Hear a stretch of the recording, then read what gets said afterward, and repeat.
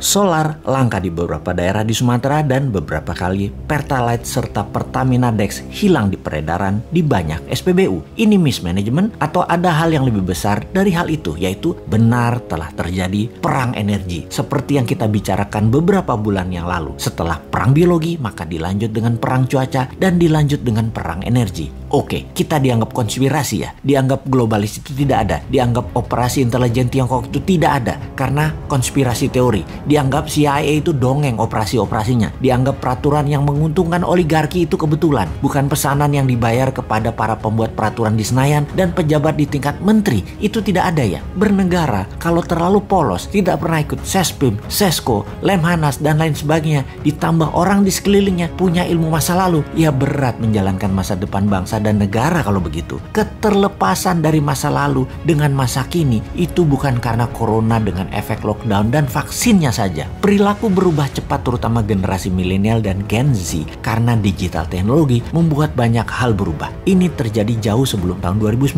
bahkan gejalanya telah memukul banyak sendi kehidupan. Matinya koran, turunnya viewer golf, meningkatnya penggunaan sabun cair, matinya mobil sedan, pemimpin banyak negara menjadi lebih muda dan wanita. Itu semua serba baru. Terlihat saat ini Indonesia masih belum ngeh juga pemimpinnya dan rakyatnya, baik incumbent maupun oposisi. Tidak ngeh. Sedikit sekali yang memahami hal ini dan kebanyakan yang memahami yang sadar adalah mereka bukan makhluk politik, bahkan apolitik, anti politik. Kembali ke bidang ekonomi di mana kita tidak berpolitik, kita bisnis as usual aja. Toh salah satu sendi bernegara sejajar dengan politik namanya ekonomi. Dalam 20 tahun ini memang otak banyak orang terlalu politik. Dikedepankannya hanya jabatan, jabatan dan jabatan, bukan kebijakan dan kemanfaatan jabatan untuk rakyat yang semuanya dilindungi dengan pasukan propaganda dan media buzzer. Ekonomi yang mau kita diskusikan adalah kita sudah masuk perang energi dan dalam perang ada yang namanya economic at war, sebuah mood perang berdasar pemahaman ekonomi. Perang Amerika Tiongkok naik ke level yang lebih tinggi, naik ke level berikutnya. Diawali di tahun 2017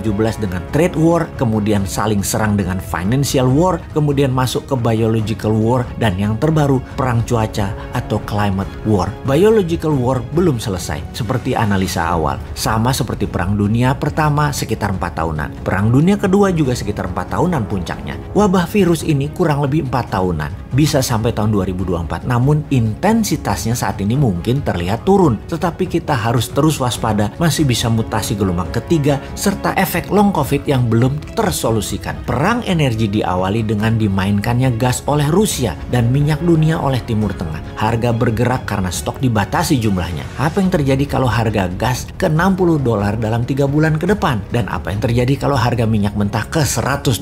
Efek pertama adalah harga komoditas seperti nikel dan lain sejenisnya akan turun karena naiknya biaya produksi. Saat ini Tiongkok energinya terbatas. 90% energi dalam negeri di Tiongkok adalah impor. Efek Indonesia makin parah karena 85% impor bahan baku produksinya dari kakak tertua, dari Tiongkok saat ini. Saat ini negara yang tidak punya sumber alam energi ketar-ketir seperti Tiongkok karena memang ditarget. Sahabat yang tidak percaya informasi ini, anggap kesimpulan kali ini hanya konspirasi teori. Begini kesimpulannya, karena Indonesia mati hidupnya adalah dengan Tiongkok, bahkan kayak provinsi dengan mata uangnya yuan dalam dagangnya, sementara mana mau Timur Tengah dibayar pakai yuan, dolar Indonesia terbatas stoknya, hutang IMF dolar belum turun juga, Indonesia miring ke Tiongkok jelas-jelas membuat bernegara anti barat, sementara barat adalah penguasa energi, maka sangat bisa terjadi kelangkaan sumber energi minyak dan gas akan terjadi di Indonesia karena kesalahan kebijakan luar negeri dan kebijakan tidak membela rakyat mulai terasa pengaruhnya, yaitu rakyat di piramida tengah dan bawah sangat lapar. Mau solusi? Sini sama New Mind.